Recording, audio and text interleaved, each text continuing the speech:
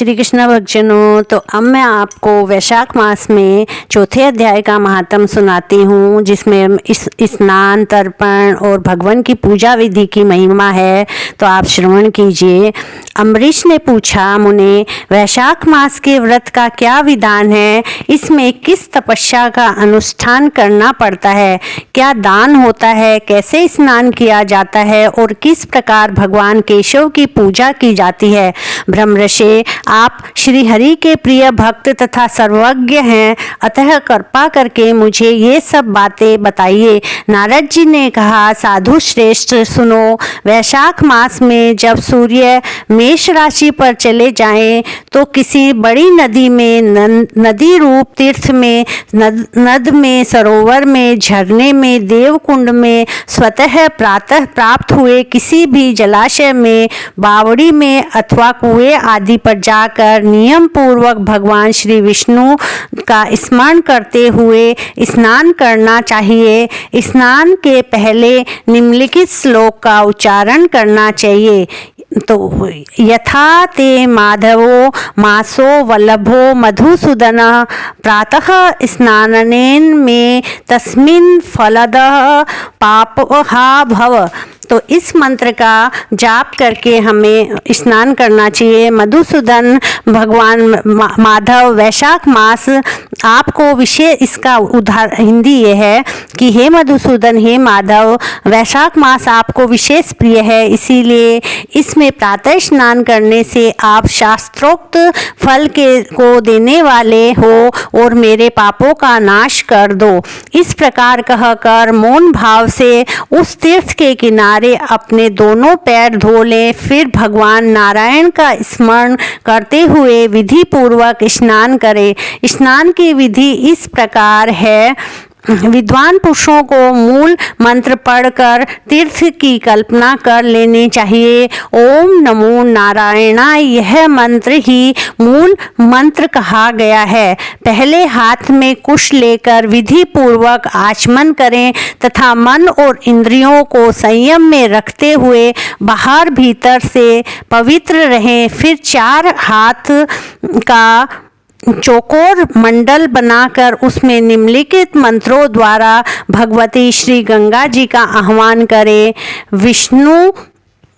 विष्णुपाद प्रसूतासी वैष्णवी विष्णु देवता त्राही नमस्तवेन सस्त स्मादा जन्म मरणांतिकात तिस्त्रयः कोटयो अर्ध कोटि च तीर्थानां वायुर्ब्रवीत दिवि भुव्यन्तरिक्षे च तानि ये सन्ति जाह्नवी नंदिनीति च ते नाम देवेषु नलिनीति च दक्षा पृथ्वी वियद गंगा विश्वकाया शिवामृता विद्याधरी महादेवी तथा लोक प्रसादिनी क्षेमकरी जाह्नवी च शांता शांति प्रदायिनी। इस मंत्र की हिंदी इस प्रकार है। गंगे, तुम भगवान श्री विष्णु के चरणों में से प्रकट हुई हो। श्री विष्णु ही तुम्हारे देवता हैं, इसीलिए तुम्हें वैष्णवी कहते हैं। देवी, तुम जन्म से लेकर मृत्यु तक समस्त पापों से मेरी रक्षा करो। स्वर्ग, पृथ्वी और अंतरिक्ष में कुल 3.5 करोड़ तीर्थ है, ऐसा वायु देवता का कथन है। माता जाह्नवी, वे सभी तीर्थ तुम्हारे अंदर मौजूद है। देवलोक में तुम्हारा नाम नंदिनी और नलिनी है। इनके सिवा दक्षा, पृथ्वी, वियद गंगा, विश्वकाया, शिवा, अमृता, विद्याधरी, महादेवी, लोक प्रसादिनी, क्षेमकरी, जाह्नवी, शांता और शांति प्रदायिनी आदि तुम्हारे अनेकों नाम हैं। स्नान के समय इन पवित्र नामों का कीर्तन करना चाहिए। इससे त्रिपथगामिनी भगवती गंगा उपस्थित हो जाती है। 7 बार उपयुक्त नामों का जप करके संपुट के आकार में दोनों हाथों को जोड़कर उनमें जल से लें और 4, 6 या 7 बार मस्तक पर डालें। इस प्रकार स्नान करके पूर्वत मृतिका को भी विधिवत अभिमंत्रित करें और उसे शरीर में लगाकर नहा ले। मृतिका को अभिमंत्रित करने का मंत्र इस प्रकार है: अश्वक्रांते रथक्रांते विष्णुक्रांते वसुंधरे मृतिके हर में पापम यन्मया दुष्कृतम कृतम उद्धृतासी वराहेण कृष्णेन शतबाहुना नमस्ते सर्वलोकानां प्रभाववारिणी सुवर्ते। तो हे वसुंधरे, तुम्हारे ऊपर अश्व और रथ चला करते हैं। भगवान श्री विष्णु ने भी वामन अवतार धारण करके तुम्हें एक पैर से पाप नापा था। मृतिके, मैंने जो बुरे कर्म किए हों मैंने उन सब पापों को तुम हर लो, मेरे उन सभी पापों को हर लो। देवी, सैकड़ों भुजाओं वाले भगवान श्री विष्णु ने वाराह का रूप धारण करके तुम्हें जल से बाहर निकाला था। तुम संपूर्ण लोकों की उत्पत्ति के लिए अरणि के समान हो, अर्थात जैसे अरणि काष्ठ से आग प्रकट होती है, उसी प्रकार तुमसे संपूर्ण लोक उत्पन्न होते हैं।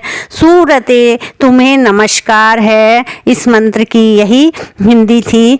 इस प्रकार स्नान करने के पश्चात विधि पूर्वक आचमन करके जल से बाहर निकलें और 2 शुद्ध श्वेत वस्त्र, धोती, चादर धारण करें और तदंतर त्रिलोकी को तृप्त करने के लिए तर्पण करें। सबसे पहले श्री ब्रह्मा का तर्पण करें, फिर श्री विष्णु जी का, श्री रुद्र और प्रजापति, तत्पश्चात देवता, यक्ष, नाग, गंधर्व, अप्सरा, असुरगण, क्रूर, सर्प, गरुड़, वृक्ष, जीव जंतु, पक्षी, विद्याधर, मेघ, आकाशचारी जीव, निराधार जीव, पापी जीव तथा धर्मपरायण जीवों को तृप्त करने के लिए मैं उन्हें जल अर्पण करता हूँ। यह कहकर उन सबको जलांजलि दे।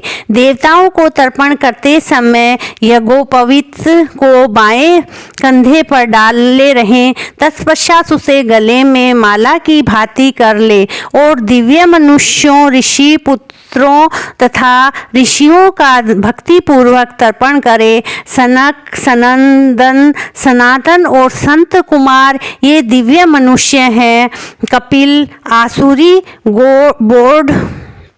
बोढ़ु तथा अंगिरा, पुलस्त्य, पुलह, क्रतु, प्रचेता, वशिष्ठ, नारद तथा अन्य देव ऋषियों एवं ब्रह्म ऋषियों का अक्षत सहित जल के द्वारा तर्पण करें। इस प्रकार ऋषि तर्पण करने के पश्चात यज्ञोपवीत को दाएं कंधे पर करके बाएं घुटने को पृथ्वी पर टेक कर बैठें। फिर अग्नि ध्यावत सौम्य हविष्यमान उष्माअप कव्यवाट अनल महर्षि शद पितामह तथा आदि तथा मातामह आदि सब लोगों का विधिवत तर्पण करके निम्नांकित मंत्र का उच्चारण करें। ये बांधवा बांधवा ये अन्य जन्मानि बांधवा ये तृप्ति मखिला यान्तु ये आप्य स्मृतोक्त कांक्षिणः। इस मंत्र की हिंदी इस प्रकार है: जो लोग मेरे बांधव न हो, जो मेरे बांधव हो तथा जो दूसरे किसी जन्म में मेरे बांधव रहे हों, वे सब मेरे दिए हुए जल से तृप्त हों। उनके सिवा और जो भी कोई प्राणी मुझसे जल की अभिलाषा रखते हों, वो भी तृप्ति लाभ करें। यूँ कहकर उनकी तृप्ति के उद्देश्य से जल गिराना चाहिए। तत्पश्चात विधि पूर्वक आचमन करके अपने आगे कमल की आकृति बनावे और सूर्य देव के नामों का उच्चारण करते हुए अक्षत, फूल, लाल चंदन और जल के द्वारा उन्हें यत्न पूर्वक अर्घ्य दे। अर्घ्य दान का मंत्र इस प्रकार है: नमस्ते विश्वरूपाय नमस्ते ब्रह्मरूपिणे सहस्रश्यमये नित्यं नमस्ते सर्वतेजसे नमस्ते रुद्रवपुषे नमस्ते भक्तवत्सल पद्मनाभ नमस्ते अस्तु कुंडलाभूषित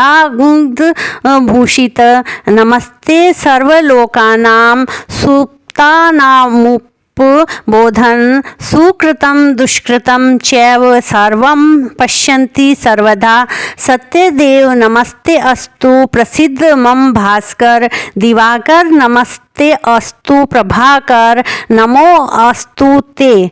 भगवान, इसकी हिंदी इस प्रकार है। भगवान सूर्य आप विश्व रूप और ब्रह्म स्वरूप हैं। इन दोनों रूपों में आपको नमस्कार है। आप सहस्त्रों किरणों से सुशोभित और सबके तेज रूप हैं। आपको सदा नमस्कार है। भक्तवत्सल रुद्र रूपधारी आप परमेश्वर को बारंबार नमस्कार है। कुंडल और अंगद आदि आभूषणों से विभूषित पद्मनाभ आपको नमस्कार है। भगवान, आप सोए हुए संपूर्ण लोकों को जगाने वाले हैं। आपको मेरा प्रणाम है। आप सदा सबके पाप पुण्यों को देखा करते हैं। सत्यदेव आपको नमस्कार है। भास्कर मुझ पर प्रसन्न होइए। दिवाकर आपको नमस्कार है। प्रभाकर आपको नमस्कार है। इस प्रकार सूर्य देव को नमस्कार करके 7 बार उनकी प्रदक्षिणा करें। फिर द्विज गो और स्वर्ण का स्पर्श करके अपने घर में जाएं। वहां आश्रमवासी अतिथियों का सत्कार तथा भगवान की प्रतिमा का पूजन करें। राजन, घर में पहले भक्ति पूर्वक जितेंद्रिय भाव से भगवान गोविंद की विधिवत पूजा करनी चाहिए। विशेषतः वैशाख के महीने में जो श्री मधुसूदन का पूजन करता है उसके द्वारा पूरे 1 वर्ष तक श्री माधव की पूजा का फल पूजा के समान हो जाती है। वैशाख मास आने पर जब सूर्य देव मेष राशि में स्थित हो तो श्री केशव की प्रसन्नता के लिए उनके व्रतों का संचय करना चाहिए। अपने अभीष्ट सिद्धि के लिए अन्न, जल, शक्कर, धेनु तथा तिल की धेनु आदि का दान करना चाहिए। इस कार्य से में धन की कंजूसी उचित नहीं है। जो समूचे वैशाख भर प्रतिदिन सवेरे स्नान करता है, जितेंद्रिय भाव से रहता है, भगवान के नाम जपता है और हविष्य भोजन करता है, वह सब पापों से मुक्त हो जाता है।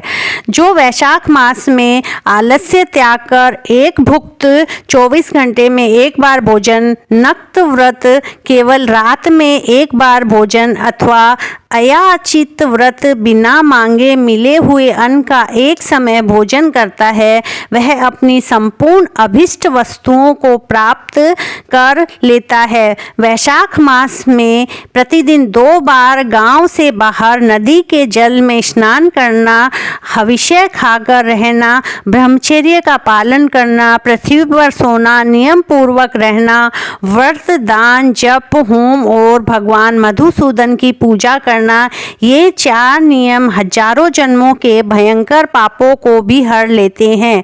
जैसे भगवान माधव ध्यान करने पर सारे पाप नष्ट कर देते हैं, उसी प्रकार नियम पूर्वक किया हुआ माधव मास का स्नान भी समस्त पापों को दूर कर देता है। तो वो प्रतिदिन तीर्थ स्नान, तिलों द्वारा पितरों का तर्पण, धर्म। तो भक्तजनों, आज का अध्याय हम यहीं समाप्त करते हैं। आगे का अध्याय सुनने के लिए मेरे चैनल से जुड़े रहें। राधे राधे। पसंद आए तो लाइक शेयर सब्सक्राइब करें।